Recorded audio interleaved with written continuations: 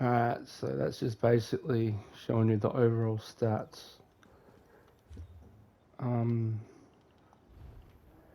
it's pretty straightforward. Your front bar is your Vicious Death.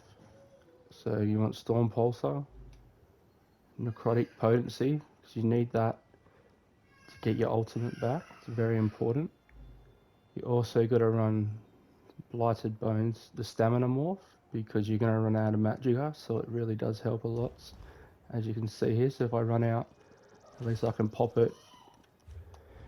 And you want to have on your front bar Spirit Guardian, because it takes off damage because of the damage reduction 10%. And you want Camouflage Hunter, because with the Fighters Guild morph, Fighters Guild passive, it actually gives you more damage. And another reducing damage skill is the Temporal Guard from Sigic Order. That is very important too. It's weird, I know, but yeah. And then you go your back bar. It's your Resto bar. You have Resisting Flesh, um, Avid Boneyard. So your Boneyard and your Persistent Colossus are on the same bar. Then you got Radiant Regeneration as well. It's a good extra burst heal. And then you got obviously Summoning Armor. You spend a lot of time on your back bar, vice your front, and race against time. And obviously Persistent Colossus is the stamina morph, because actually hits harder than the magic. So obviously when you're doing these builds, you want to keep up these two. I always keep them on the same bar. The ghost one and armor, very important. And then when, for example, the ghost gets about 9, it dies, drops a corpse, you can use that to get your ulti back and switch over again and then do the same. And there's a few extra passives with this build that you don't know, but for example, if you go to character, see my spell penetration's at 11.6. If I drop an Avid Boneyard, it goes up to 13. It's from the passives, so if you read through the passives on Necros, it helps a lot too. Then you go through the armor. Oh, better charge that one here. Obviously, it's lightning stuff with shock damage. Some people run Escapist Poison, but I prefer just a shock damage glyph. And yeah, definitely everything sharpened. Obviously, restoration stuff on the back bar. You could run Sword and Board, but uh, and then obviously bar law again, divines. It's up to you if you want to run tri stats. I prefer usually. Oh shit! I prefer to just I try to like have mostly Magicka if I can, but it's different play styles. All right, so let's do that again because I got a bit distracted. Divines, bar laws, light, heavy curates of the trainee.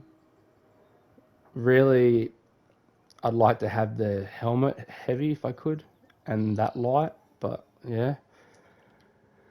And then all divines again, all the way through. And then the most important thing is your harmony. Okay? So your Necklace of Vicious Death is harmony. Ring of Vicious Death harmony. And Mark and Ring harmony with all spell damage. But with this,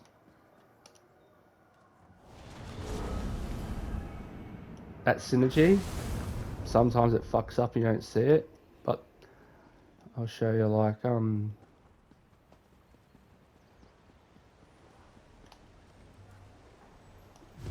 I'll do a rotation for you and show you. Like so, what I've done a lot of times, usually it's if you can, stalking blast bones first, switch bars, run in, Colossus, Avid Boneyard, flip bars, synergize. It never usually goes that smooth because of the lag, but yeah. And your potions you can run like immovables of magic and fucking what do you call it? with the fucking the spell crit thing. Because what you want is that the 20% spell damage extra. That's good. That's big PP damage then. I think I missed anything. Yes. Right. Alright. So obviously you want critical damage, fighting fitness, and critical healing. Master of Arms for direct damage.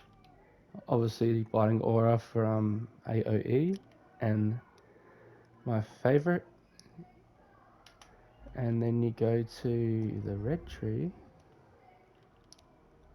Obviously Celerity, Pain's Refuge, Sustained by Suffering, and Fortified.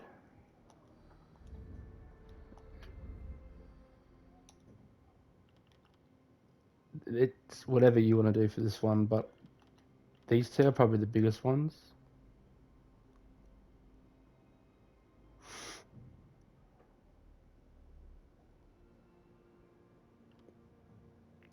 Um, what else do I need to show you? Oh yeah, that's right. And put spell damage. You can run the Shadow Munders for extra crit, but I find the spell damage one helps a lot. It just gives you that extra oomph, like like it's all round. Like if you go crit damage, you've got to rely on getting the crit. But if you run spell damage, you're going to get all round damage, and obviously run stage 3 vampire unless you can do stage 4 and hold your resources. I think that's about it. Uh, one more thing.